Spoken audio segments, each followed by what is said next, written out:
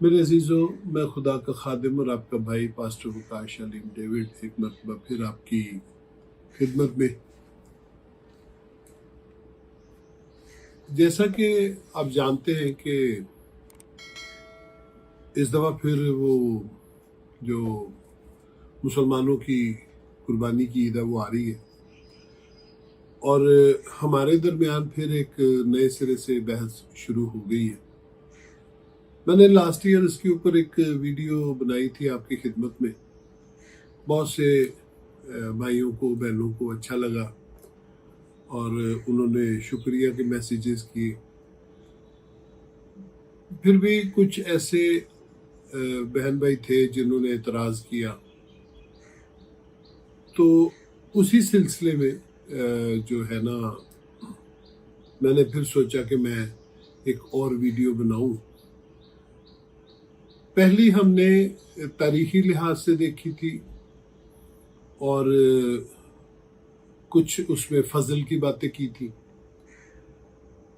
Mostly میں نے آپ کے درمیان یہ بات رکھی تھی کہ وہ کلیسیا تھی کیسی اور کیوں پولس رسول نے اس کو منع کیا۔ اس میں ہم پھر ایک دفعہ دیکھیں گے کہ خداوند کی تعلیم جو ہے، ہمیں کچھ چیزیں ڈیسائیڈ کرنی چاہیے۔ خداوند کی جو تعلیم ہے وہ ہمیں انجیلوں میں ملتی ہے۔ اعمال کی کتاب بتاتی ہے کہ جو رسول تھے انہوں نے خداوند کی جو باتیں تھی ان پر کیسا عمل کیا، اس تعلیم پر کیسا عمل کیا۔ دروازہ بند کر۔ تو اس کے بعد خطوط آ جاتے ہیں جو خداوند کی تعلیم کی تفسیریں ہیں۔ جب ہم بات کرتے ہیں، یعنی کہ اب پھر ایک واویلا مچا ہوا ہے کہ جی ہمیں گوشت نہیں کھانا، اب مت کھائیں، آپ کو کون کہہ رہا ہے کھانے کو؟ لیکن اس کو خداوند کی تعلیم سے جوڑنا اور کہنا کہ خداوند نے منع کیا ہے، یہ انتہائی غلط بات ہے۔ غلط اس لحاظ سے ہے کہ خداوند نے تو ایسا کچھ نہیں کہا۔ خداوند نے کہا کہ جو چیز منہ میں جاتی ہے وہ ناپاک نہیں کرتی۔ مرکز کی انجیل، متی کی انجیل، ان سب میں اس بات کو پایا جاتا ہے کہ خداوند نے اپنا کھانے پر کوئی پابندی نہیں لگائی۔ اور پھر ہمیں یہ بھی یاد رکھنی چاہیے کہ یہ بات بھی یاد رکھنی چاہیے کہ شریعت میں جو چیزیں منع تھیں اور نہیں تھیں وہ شریعت میں تھیں۔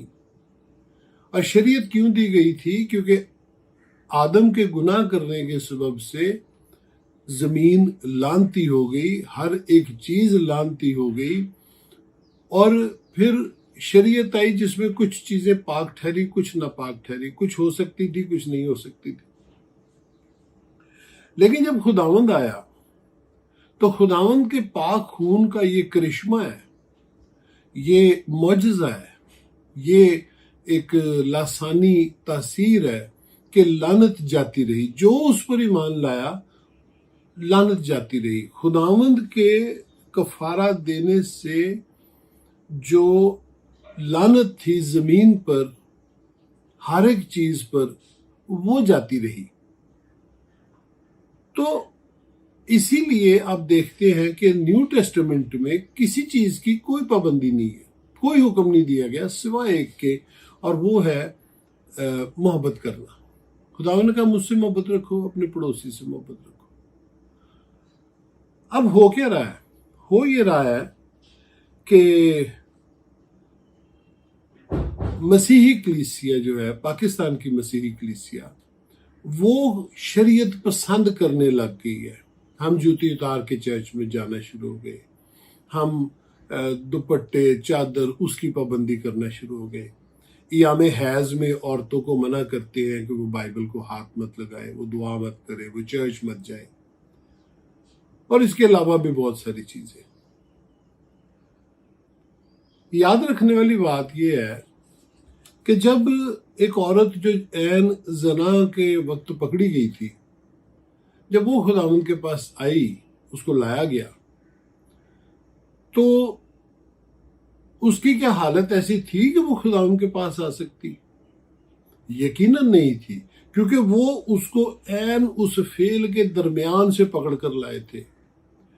اور کچھ تاریخ میں ہمیں یہ ملتا ہے ذکر کہ اس نے صرف اپنے گرد ایک چادر ہی لپیٹی ہوئی تھی، پکڑنے والوں نے اس کو اتنا موقع ہی نہیں دیا تھا۔ تو کیا خداوند نے اس کو نکال دیا تھا کہ جاؤ بھائی پہلے پورے کپڑے پہن کے آؤ، دوپٹہ چادر لے کے آؤ؟ نہیں، خداوند نے کہا جا بیٹی آئندہ گناہ نہ کرنا۔ پھر خداوند نے جب ہمیں کسی چیز سے منع نہیں کیا تو ہم کیوں منع کر رہے ہیں؟ ہم کیوں ان پابندیوں کی طرف جا رہے ہیں جن کو منع ہے؟ ہمیں وہ نہیں کرنے چاہیے کام، اس سے یہ نہ کرو وہ نہ کرو۔ نیو ٹیسٹمنٹ آپ کو ٹوٹل آزاد کرتی ہے اور صرف پابند کرتی ہے محبت کرنے کا۔ خداوند سے محبت کرے اور لوگوں سے محبت کرے، اپنے پڑوسی سے محبت کرے۔ جیسا خود کے ساتھ سلوک کرتے ہیں ویسے ہی اپنے پڑوسی کے ساتھ کریں۔ آپ نے کبھی ایسے کیا کہ اپنے لیے کپڑے خریدے ہوں اور اپنے پڑوسی کے لیے بھی خریدے ہوں؟ یا آپ نے باہر سے کھانا آرڈر کیا ہو اپنے لیے اور اپنے پڑوسی کے لیے بھی کیا ہو؟ کیا کبھی؟ نہیں کیا۔ آپ قربانی کا گوشت نہ کھا کے آپ کیا ثابت کرنا چاہ رہے ہیں؟ کہ آپ اچھے مسیحی ہیں۔ اچھے مسیحی ہیں تو محبت کیجئے، جو اپنے لیے پسند کرتے ہیں وہ اپنے پڑوسی کے لیے پسند کیجئے۔ جیسا خود کے جسم کو کمفرٹیبل رکھتے ہیں پڑوسی کو بھی کمفرٹیبل کریں۔ اور اس میں ایک اور بھی پہلو ہے کہ جو اپنا خطوط ہے ان کو سمجھنا چاہیے۔ اور اس میں کیا ہے؟ خطوط مختلف کلیسیاؤں کو لکھے گئے، جو مسائل ان کو درپیش تھے ان کے مطابق ان کو ایڈریس کیا گیا۔ اگر وہی حالات ہمارے درمیان ہو تو وہی جو ایڈریس ان کو کیا گیا وہ ہمارے لیے۔ اب کرنتھیوں کی کلیسیا کو جب یہ بات لکھی گئی کہ وہ قربانی کا گوشت مت کھائیں تو وہ ایک نومرید کلیسیا ہے۔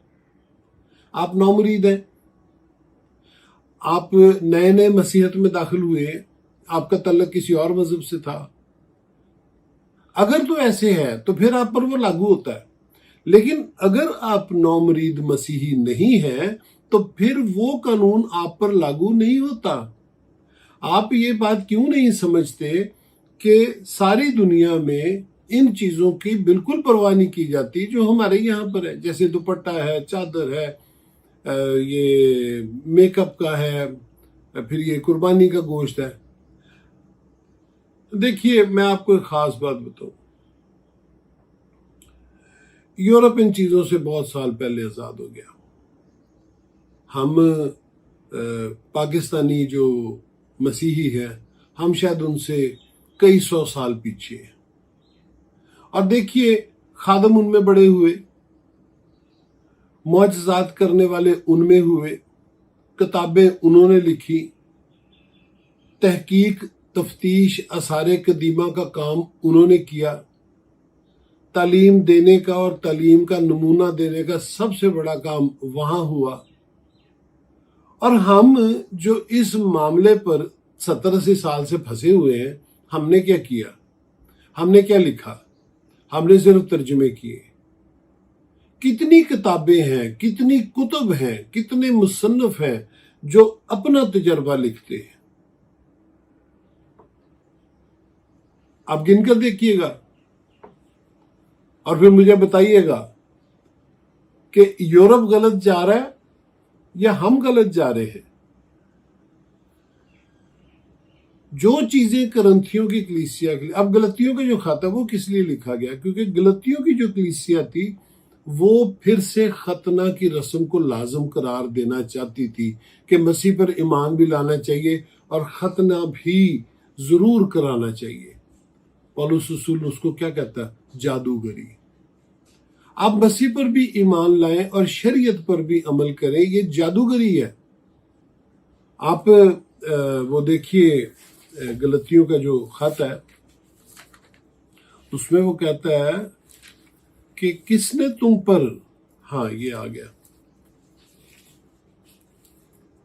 غلطیوں 3 باب،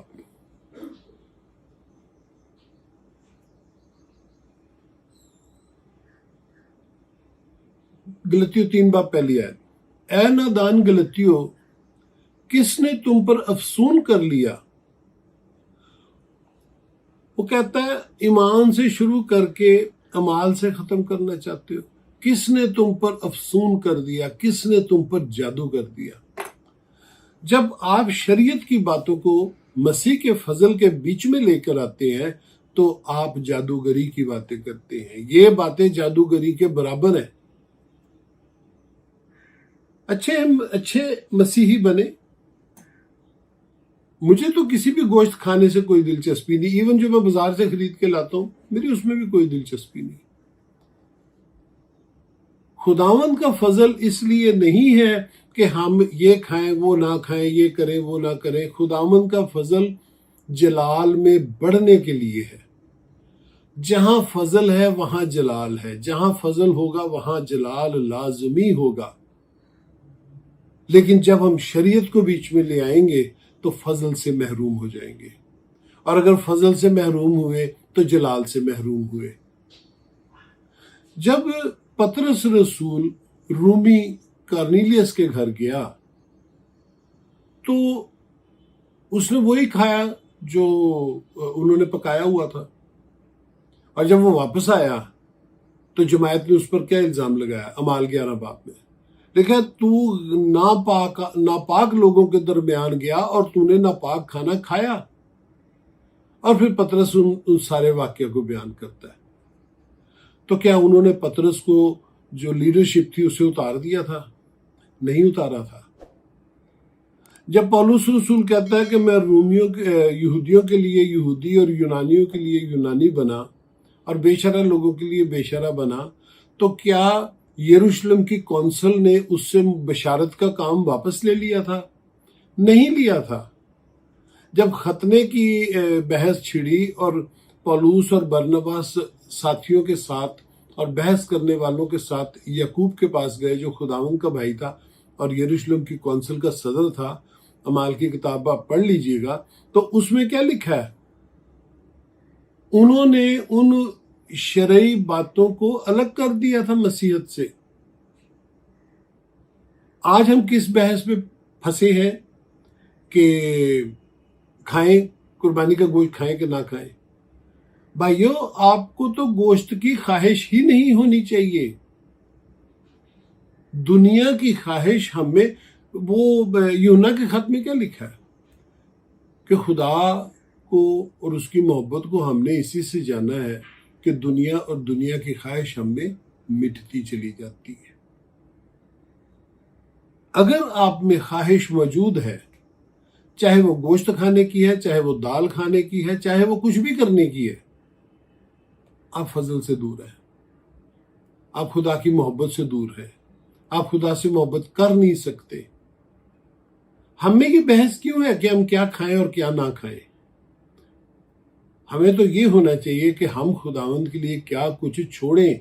खुदावंद ने पतरस से क्या कहा था कि तुम में से कौन है जिसने मेरी खातिर कुछ छोड़ा है? आज जितने लोग मुझसे सवाल करते हैं, आपस में सवाल करते हैं, इस बहस को छेड़ते हैं कि आप मुझे बता सकते हैं कि आपने खुदावंद के लिए क्या कुछ छोड़ा है? मसीहत जो है वो फजल है। हमें वो हक दिया गया जो गुनहगार होते हुए हम नहीं रख सकते थे, हमें नहीं मिल सकता था। खुदावंद ने हमें आजाद किया है, और इसीलिए किया है ताकि हम आजाद रहें। हम सिर्फ मोहब्बत के पाबंद हैं खुदावंद से और बनी नो इंसान से, बस। जब हम मोहब्बत करते हैं और मोहब्बत करने की फिक्र में रहते हैं तो फिर बाकी किसी चीज की जरूरत नहीं रहती। और फिर एक और बात मुझे याद आ गई, पौलुस रसूल करंथियों के खत में सिर्फ यही नहीं कहता कि गोश्त ना खाओ कुर्बानी का। वो उनको था ना, क्योंकि खदशा पैदा हो गया था कि जो नौमुरीद कलीसिया है वो फिर से बुतप्रस्त हो जाएगी। वहां वो जाकर जो मजहबी तवाइफों के साथ बदकारी करते थे वो उससे भी मना करता है।